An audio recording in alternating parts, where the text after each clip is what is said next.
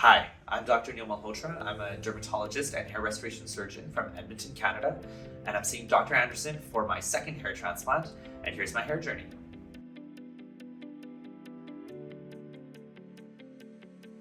Did you first know you had hair loss, and how is it that you could tell? What were the signs? So for me, I was very concerned about my hair since a young age, and so I was probably around the age of 30, 31 when I first started noticing hair loss. And so as you can see, I have hair, but I was first just the beginning of just seeing the rounding of my forehead. When I look in, I feel like, okay, my forehead's bigger than it was. I used to have kind of a more evenly proportioned face, but this was getting longer and longer, and I especially see it back here.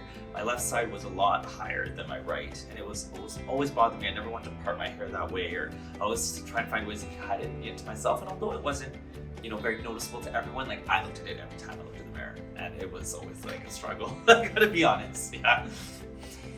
What made you go from thinking about your hair loss to doing something about it? What was the action?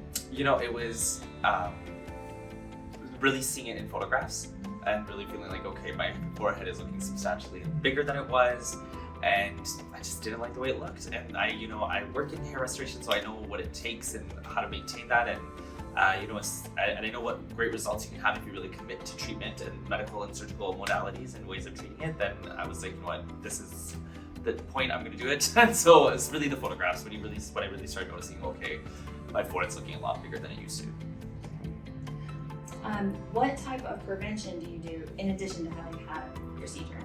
So I'm a dermatologist, so I manage hair loss disorders, so I take everything. So I'm taking oral finasteride, oral dutasteride, topical finasteride, topical Rogaine, Nutrafol, light devices, and PRP. So I do it all.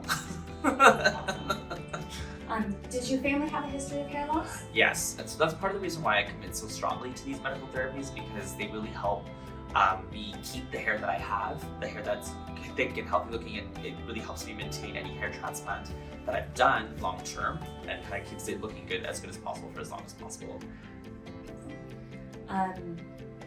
When you were selecting a hair surgeon, what set Dr. Anderson apart? What makes him the doctor for you? His experience and his results.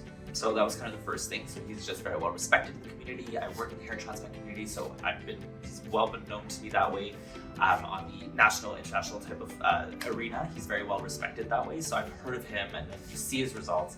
And so that's kind of why I pinpointed him as somebody I wanted to consult with. And then he's just a cool guy. We had a good time doing the consultation. I've come here now, it's my second time here. It's just a good experience, so. Speaking of your second procedure, what are you looking forward to most about this time around? What's the end goal, what's the result that you're looking for? So, I was very happy with my first transplant. I think, I spoke to Dr. Anderson specifically. I was very happy with how he designed my hairline. I think I'm very particular about that. So I was very satisfied with it, and very happy, not just satisfied, very happy with what he had designed. And so, I just wanted to get a little bit more density this time. That's also, everything he planted grew. I had some hairs that were actively kind of disappearing in between those areas, and so those areas opened up a little bit. But everything he planted grew very well. I just wanted to add a little bit more density just because it's my front of my hairline.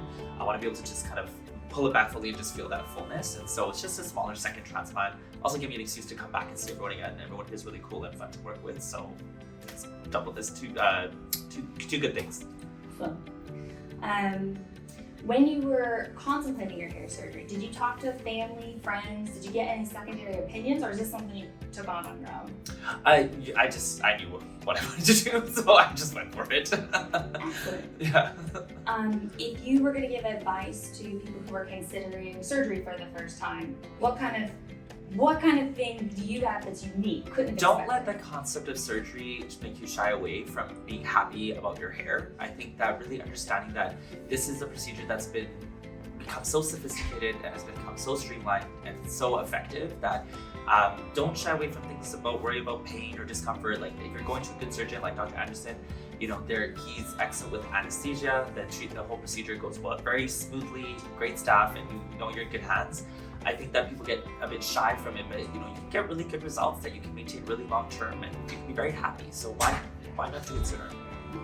And you mentioned pain. A lot of our patients say that it's not a painful procedure. Did you find that to be the No, case? I actually loved this experience. I think I actually changed some of my anesthesia protocols that I use based on what Dr. Anderson used because I was so comfortable doing the procedure. So that's one of my like 5-star A+ for Dr. Anderson's thing was I was extremely comfortable. And yeah, Excellent. the anesthesia was excellent.